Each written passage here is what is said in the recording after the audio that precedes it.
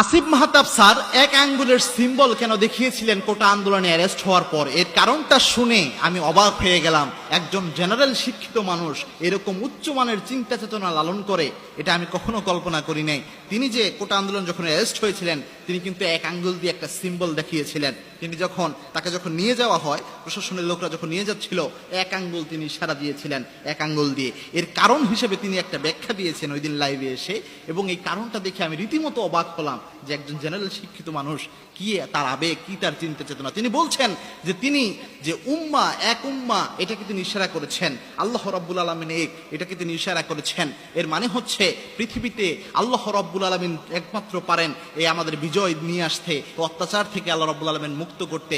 এবং এক উম্মা দিয়ে তিনি বুঝিয়েছেন যে তোমরা একত্রিত থেকো, তোমরা বিভক্ত হইও না, দলবদ্ধ হইও না, কোনো কথা শোনো না, একত্রিত হয়ে থেকো, কেননা আমরা হচ্ছে এক উম্মা। এবং কি আল্লাহ রাব্বুল আলামিন নিজে